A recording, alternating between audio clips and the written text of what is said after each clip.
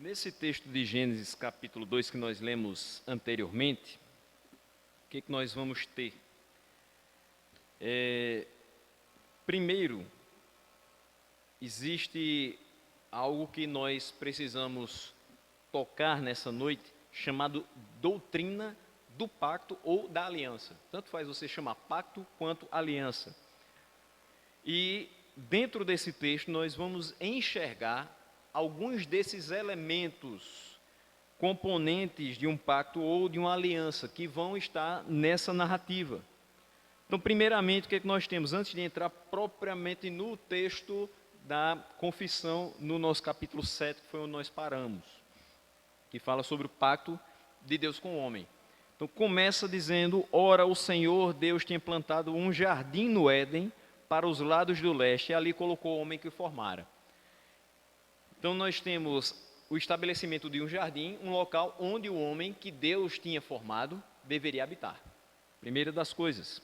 Depois, então, o Senhor Deus fez nascer do solo todo tipo de árvores agradáveis aos olhos e boas para alimento. Então, ele faz brotar da própria terra que tinha formado as condições para o sustento desse homem. Todo tipo de árvore, agradável aos olhos e boa para o alimento. Então, daí você tem que o homem se atrairia àquele alimento pela visão e também sentiria prazer ao se alimentar com os frutos daquelas árvores, pela questão de ser bom para o seu alimento. No meio do jardim estavam a árvore da vida e a árvore do conhecimento do bem e do mal. Então, aqui duas árvores que não tinham frutos bons para alimento, mas árvores que tinham características para a vida do homem. Então você tem a árvore da vida e a árvore do conhecimento do bem e do mal. Duas árvores que, não sendo colocadas para a alimentação do homem, serviriam para referencial. Ele iria olhar para aquilo ali, iria saber que Deus, referente a essas árvores, iria dizer alguma coisa. E realmente Deus vai falar sobre isso. Depois ele diz: no Éden nascia um rio que irrigava o jardim, depois se dividia em 4. Então, um rio passava pelo Éden e depois se dividia. Para que as árvores cultivadas no Éden pudessem ter seu futuro, pudessem perdurar, pudessem ser perenes, então Deus colocou um rio que passava pelo meio, irrigava essas árvores. Então, não somente ele dá os frutos das árvores, mas ele dá as condições para que esses frutos sejam sempre abundantes.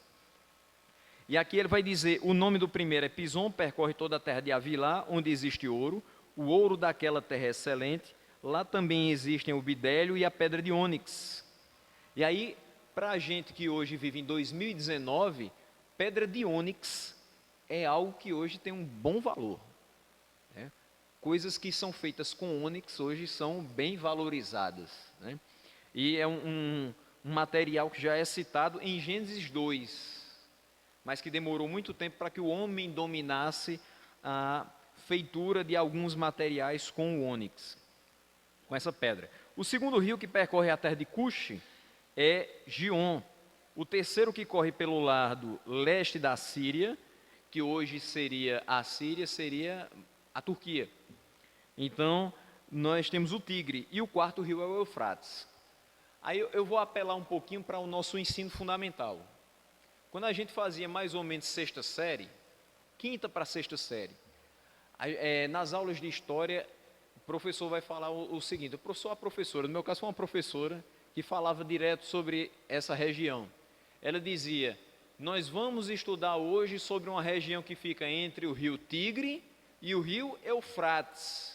Uma região que tinha bastante vegetação, porque o rio irrigava essa região completa, e que por isso mesmo se tornou muito rica, pela venda desses frutos, pelo que ela produzia.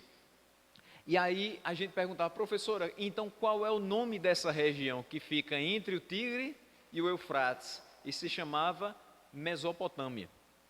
Então, naquelas aulas de história lá na quinta série, e já faz um bom tempo que eu fiz quinta série, a gente aprendia sobre a Mesopotâmia.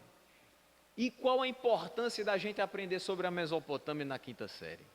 É observar que o texto de Gênesis 2 é um texto verdadeiro e histórico.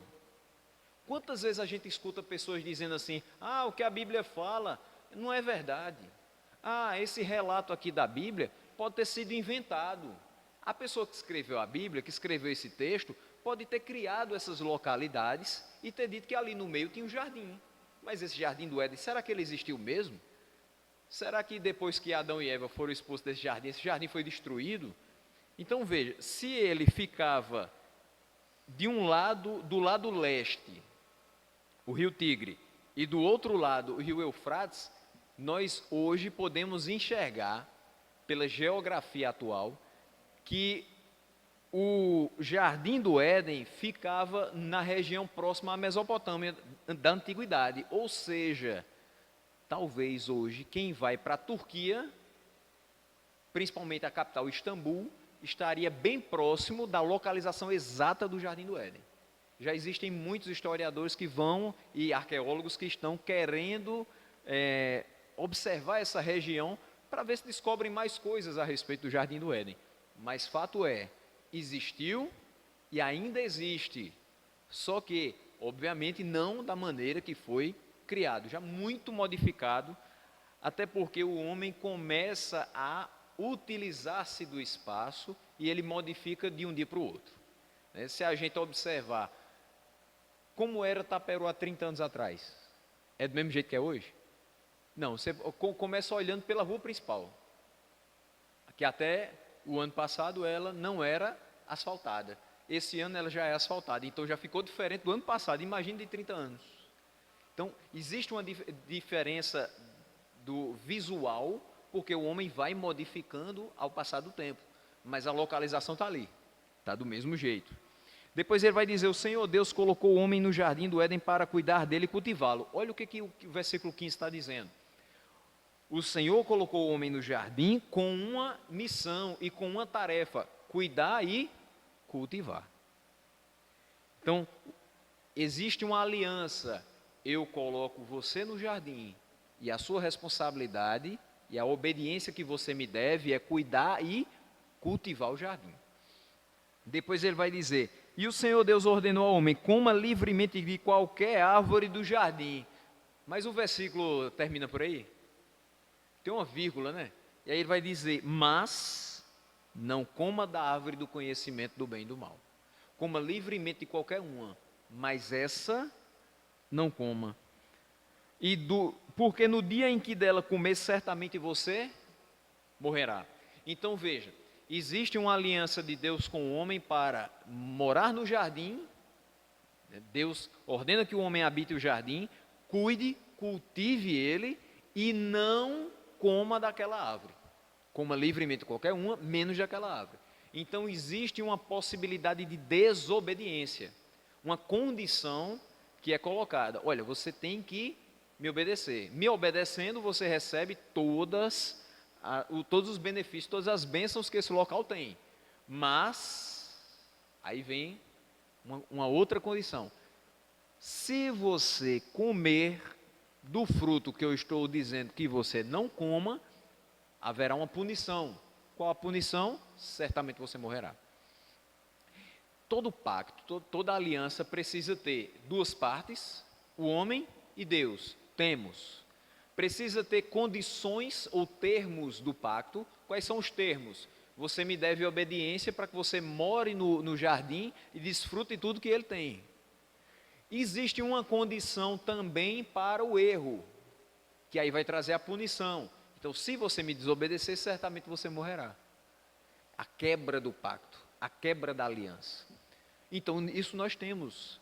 Não existe a palavra aliança, não existe a palavra pacto, mas existe o formato de relacionamento do homem e de Deus, muito mais de Deus para com o homem.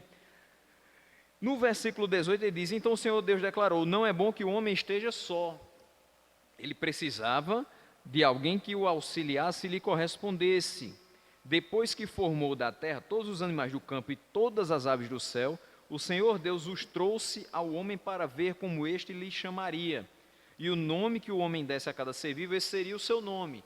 outra responsabilidade. O homem teve que nomear todos os animais. Aí, uma coisa bem interessante. No ano de 2006, eu estava numa aula de filosofia, na Faculdade de Letras. E aí o professor dizia o seguinte: como é que você chama esse objeto? Eu disse, cadeira. Por que você chama isso de cadeira? Por que você não chama isso de mesa? Eu disse, porque não parece uma mesa, parece uma cadeira. Então eu chamo de cadeira. Eu aprendi que o nome era cadeira. Aí disse, mas se eu disser que é mesa, tem problemas? Claro, porque não corresponde ao objeto que eu estou vendo e nem que você está vendo. Aí ele disse, mas quem botou o nome de cadeira? E agora? Quem botou o nome de cadeira? Eu não poderia dizer, foi Adão que botou, porque Adão botou o nome nos animais, não botou nos objetos. O nome dos animais ficou. Então, desde a época de Adão, você tem cachorro, gato, elefante, cavalo, você tem todos eles. Mas quem criou a cadeira, quem fez o objeto pela primeira vez, botou o nome de cadeira. Então, quem criou o homem e quem criou todos os animais, tinha o direito de dar o nome. Mas Deus deu o privilégio de nomear a sua criação a Adão. Então, mais do que uma responsabilidade, Deus estava dando a Adão o privilégio de nomear a sua criação. E aí vem o versículo de número 20. Assim o homem deu nome a todos os rebanhos domésticos, às aves do céu e a todos os animais selvagens. Todavia, não se encontrou para o homem alguém que o auxiliasse e lhe correspondesse. Veja, os animais auxiliam o homem em algumas questões? Sim. Por exemplo, eu tenho um cavalo. Eu posso ligar a estrutura corporal desse cavalo a uma carroça e ele me auxiliar a transportar materiais? Posso. Mas ele me corresponde? Não. Porque ele não é igual a mim. Quando ele diz, não se encontrava alguém que o auxiliasse e o correspondesse, é porque o animal pode até auxiliar, mas não é da mesma essência desse homem, não é da mesma forma desse homem, não é correspondente. Eu não posso ter sentimentos humanos, que eu devo ter por humanos, por um animal. Ninguém casa com animal. Ninguém vive com animal. Por isso que ele precisou de uma companheira. Por essa companheira, não somente ele teria um sentimento forte de humano para um humano, mas também ela lhe auxiliaria em todas as coisas. E aí o Senhor Deus fez cair o homem em um profundo sono. Enquanto ele dormia, tirou uma das costelas, fechando o lugar com carne. Nesse momento, então, Deus vai fazer alguém que o corresponda, ou seja, alguém que seja igual a Adão. Quem podia ser igual a Adão? Outro ser humano, Eva. Então ele diz, olha o que acontece. Com a costela que havia tirado do homem, o seu Deus fez uma mulher e a levou até ele. Disse então o homem, instantaneamente é surgido o sentimento entre o homem e a mulher, que é dada por Deus ao homem. Esta sim é osso dos meus ossos e carne da minha carne, ela será chamada mulher porque do homem foi tirada. Então, existe uma ligação já na criação entre homem e mulher, que não é igual a nenhuma outra ligação. Nenhuma outra. Ela só vai ser igual, em certo sentido, a ligação que vai existir entre machos e fêmeas dos animais. Mas não será igual em nenhum sentido por pares iguais. Então você não vai ter essa atitude de Deus com relação a dois homens, ou com relação a duas mulheres, com relação a dois machos ou com relação a duas fêmeas. Quando Noé faz a arca, o que Deus diz? Coloque na arca de todas as espécies um casal. Mas por que Deus disse um casal? Não podia ser, por exemplo, 5 machos e 2 fêmeas de cada espécie? Por que esse número exato de ser um casal de cada espécie? Alguém sabe me dizer por quê? Para que pudesse reproduzir. Porque a partir do momento que o dilúvio cai sobre a terra, o que que resta? Tirando a arca. Resta alguma coisa? Só os animais que estão dentro da arca. Mas não resta mais nada. Tudo é construído a partir do zero. Entre Noé e sua família, da parte humana, e entre os animais que foram separados, pares e mais pares, para que pudessem reproduzir e voltasse tudo a ser como era antes do dilúvio. Então, veja que a relação é sempre muito cuidadosa de Deus, para que isso seja preservado. Ele criou homem e mulher, macho e fêmea os criou, e isso é preservado em todas as situações. Esse pacto também existe para a nossa vida hoje. E quando ele é quebrado, nós sofremos inúmeras consequências. Nem sempre são boas. Na realidade, nunca são, porque são desobediências com relação à palavra de Deus. Então, os elementos componentes de um pacto ou aliança estão presentes nessa narrativa. Só que Deus e o homem não comparecem como partes iguais na aliança. Quem estabelece as condições? É Deus ou o homem? Deus. Quem obedece às condições? O homem. Se Deus... Olha só, a pergunta que poderia ser feita: e se Deus falhasse no pacto? Tem essa condição? Não existe. Não existe a possibilidade de Deus falhar. Então, o homem contava e conta com a perfeição de Deus e a certeza de que Deus fará tudo o que prometeu dentro do pacto. Mas se o homem falha, o que é que acontece? O que é que acontece quando o homem falha? Ele quebra o pacto. E quando ele quebra o pacto, o que é que Deus faz? Deus pune o homem. E foi isso que aconteceu? Vamos ver lá, Gênesis 3. O que é que diz? Gênesis 3, versículo de número 16. Tem alguns textos que 3,16 é tão bom, mas esse aqui não é muito não. João 3,16 é maravilhoso, mas Gênesis 3,16 é o que que diz? A mulher declarou: multiplicarei grandemente o seu sofrimento na gravidez. A mulher pecou. Essa aqui é a punição, é a consequência. Depois ele vai dizer: com sofrimento você dará à luz filhos, seu desejo será para o seu marido e ele a dominará. E o homem, pecou também? Pecou, e aí ele recebe sua punição. E ao homem declarou: visto que você deu ouvidos à sua mulher e comeu do fruto da árvore, da qual eu lhe ordenara que não comesse, maldita é a terra por sua causa, com sofrimento você se alimentará dela todos os dias da sua vida. Ela lhe dará espinhos e ervas daninhas, e você terá que alimentar-se das plantas do campo. Com o suor do seu rosto você comerá o seu pão, até que volte à terra, visto que dela foi tirado, porque você é pó, e ao pó voltará. O homem era imortal? Sim ou não? Sim. Ele continua imortal? Por que não? Ele continua imortal?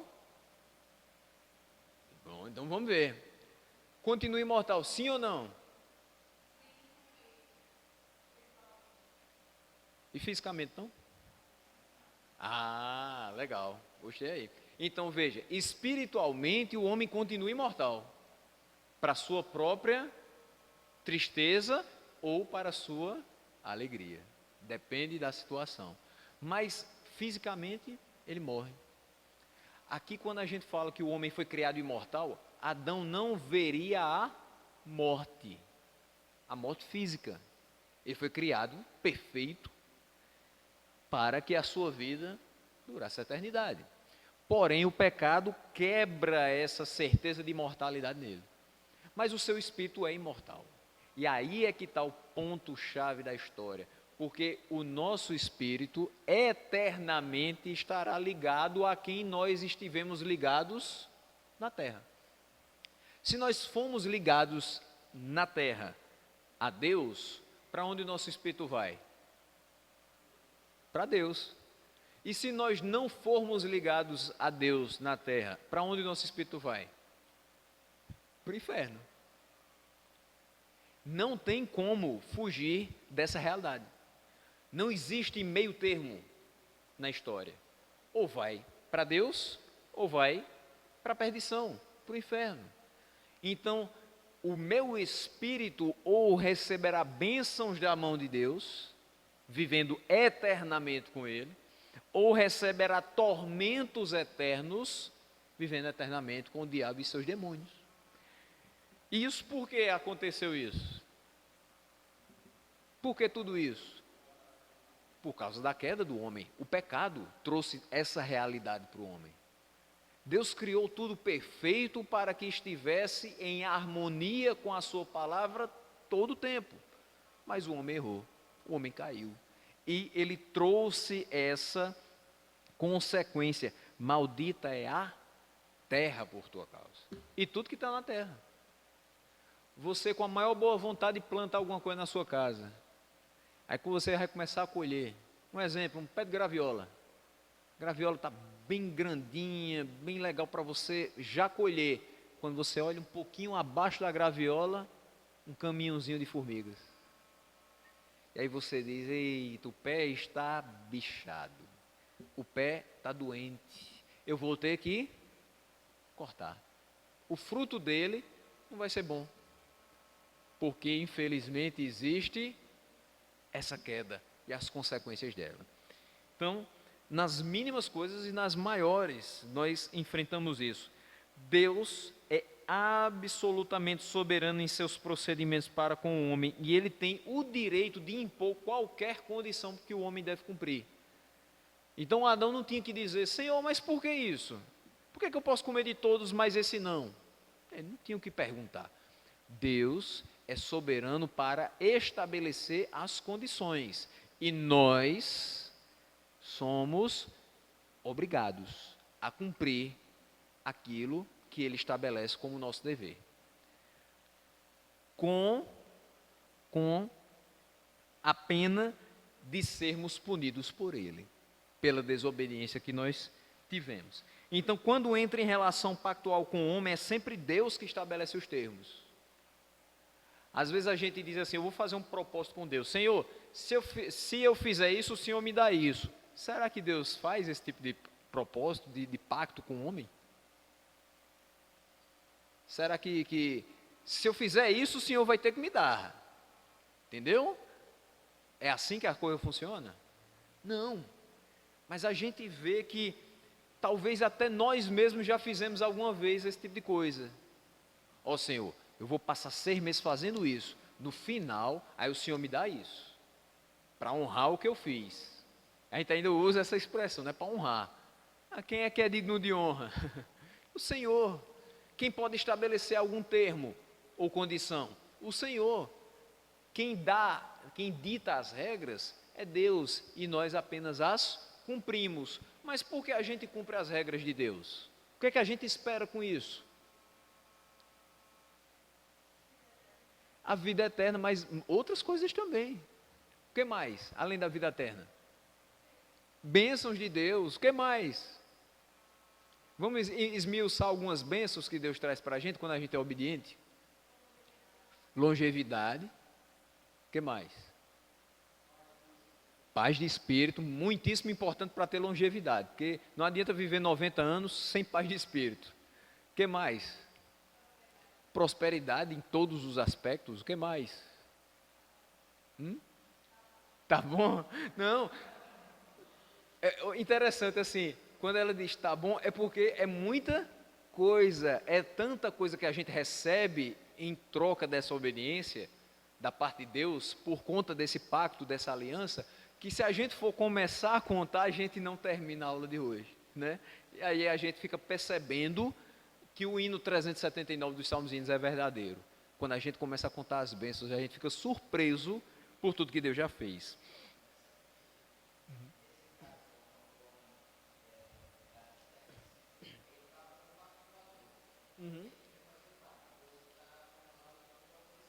Isso.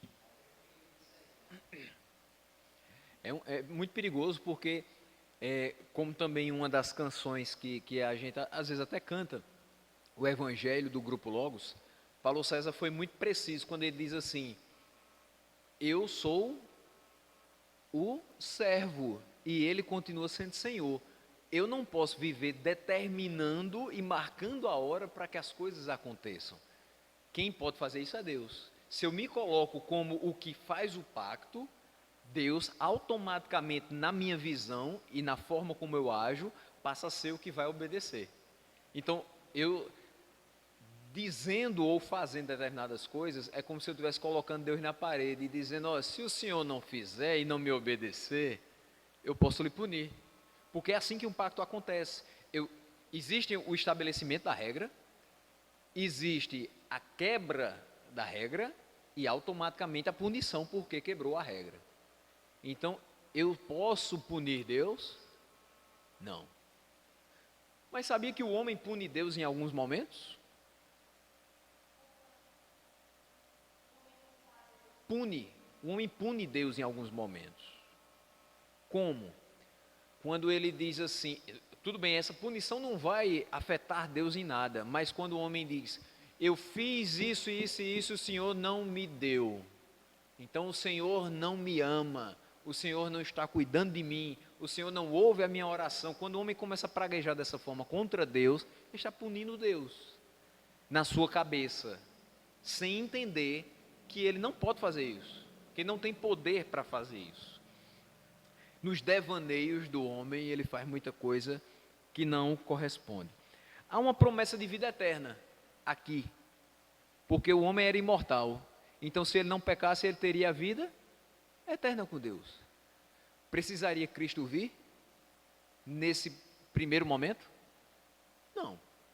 Mas quando ele peca, precisa que Cristo venha, porque o pacto é feito com um homem. Se um homem quebra, quem é que pode consertar esse pacto? Outro homem. E aí vem Cristo em forma humana. Basicamente, a aliança da graça é simplesmente a execução do acordo original, execução feita por Cristo como nosso fiador. Então você tem aqui um pacto de obras. Adão teve esse pacto firmado entre Deus e ele, onde ele deveria obedecer ao Senhor para receber bênçãos das suas mãos. Adão quebra o pacto das obras. Esse pacto de obras tinha que ser quebrado? Necessariamente? Ele tinha que ser? Obrigatoriamente? Não, obrigatoriamente não. Mas, tem uma importância dessa quebra do pacto das obras? Tem. Você hoje sabe que você não se salva por obras. Adão não conseguiu. Adão pecou e transmitiu o seu pecado para todos. Então eu preciso de algo que seja mais forte do que as obras. O que é mais forte do que as obras para me dar salvação? O que pode ser mais forte do que as obras? A graça de Deus. A graça de Deus é quem me traz a fé. Porque se não fosse a graça de Deus, eu ainda estaria morto nos meus delitos e pecados. Mas pela graça, Ele me alcança e coloca fé no meu coração, para que eu possa ser uma nova criatura. Então, a aliança da graça é nada mais, nada menos que a aliança das obras, só que efetuada por Cristo. Cristo teve na sua vida terrena perfeição nas obras que praticou? Sim. Então, ele cumpre a aliança das obras? Sim. E ele faz conosco um pacto de graça. Então, o que ele requer daquele que é alvo da graça? Obediência. O que Deus requeria de Adão? Obediência. O termo é o mesmo, a condição é a mesma. Você quer ser abençoado por Deus? Obedeça a sua palavra, viva segundo a sua palavra. Você quer ser punido por Deus? Acho que ninguém quer, mas quer saber como é punido por Deus? Desobedeça. e a punição vem.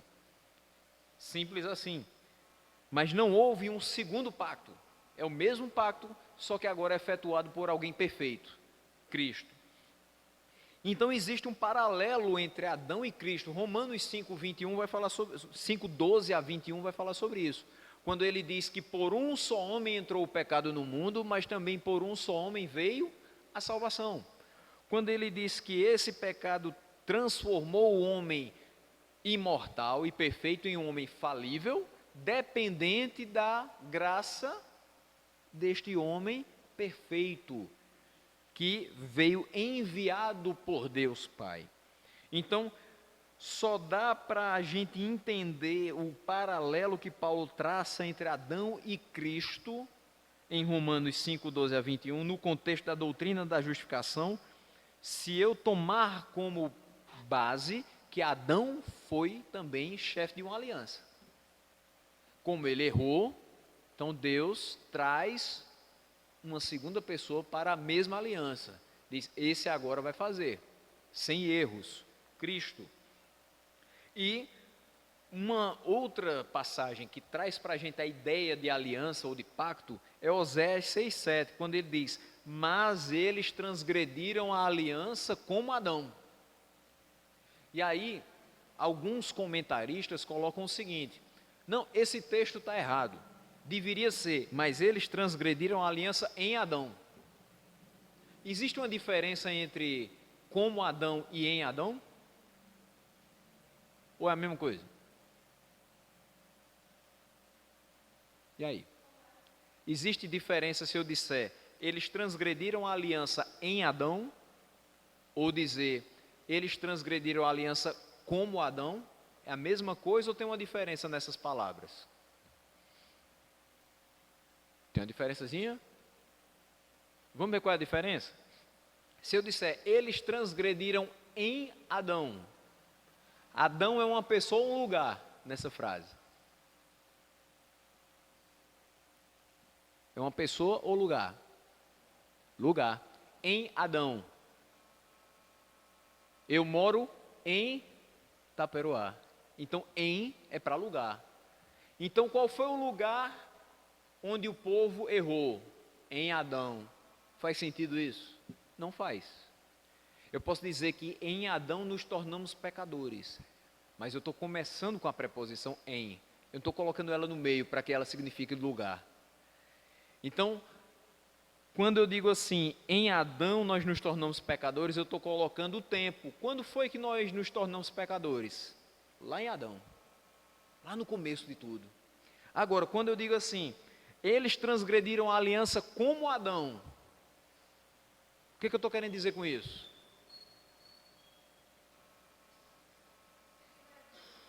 Eles transgrediram a aliança da mesma forma que Adão, como Adão, do mesmo jeito, semelhante ao que Adão fez. Então eles pecaram, eles quebraram a aliança com Deus. Quando a gente vai lá para Romanos 3:23, o que diz lá? Todos pecaram, todos. Aí vem sempre algumas perguntas quando a gente fala de pacto. Mas o bebezinho que nasceu com problemas e aí ficou apenas algumas horas vivo e depois morreu, ele é pecador em Adão também? Me diga uma coisa, o bebezinho que nasce e por poucas horas fica vivo, ele é descendente de quem? Eu acho que isso explica muita coisa. Agora, se isso não explicar muita coisa, volta lá para o Salmo 51. O que Davi fala? Em pecado me concebeu minha mãe. Quer dizer que quando eu saio do ventre da minha mãe, eu já sou um pecador. Eu ainda não manifestei externamente o pecado, mas o pecado está aqui. A partir do momento que eu começar a ter um pouquinho de visão das coisas ao meu redor, pode ter certeza, eu vou começar a pecar, externamente. Mas a natureza continua aqui, precisando ser corrigida e convertida pelo Senhor, porque senão eu vou dar vazão à carne e não ao espírito. Então, a gente pensa na questão assim, mas o bebezinho foi poucas horas. Tudo bem. Não pense nas horas que ele viveu. Pense no tempo que ele não viveu. E veja quais serão as respostas que você vai obter. Pense assim, quando ele fizesse 5 anos, ele teria pecado muito? Aí você vai responder, sim. Quando ele chegasse à idade de adolescente, assim, com uns 16 anos, ele já teria pecado muito? Sim. Quando ele chegasse à idade adulta, mais ou menos com 35 anos, ele já estaria cheio de pecado? Sim. Se ele vivesse até os 90 anos, ele teria sido um pecador? Sim. Não tem como a gente responder não a nenhuma dessas perguntas. Então, pelo sim, pelo não, todos pecaram e carecem da glória de Deus. É isso é que o texto mostra. Então, o pacto seguiu, foi estabelecido por Deus e foi concluído em Cristo. Mas a parte que pecou, essa sofrerá as consequências até o fim. Por isso que hoje nós sofremos as consequências que Adão recebeu inicialmente em Gênesis 3.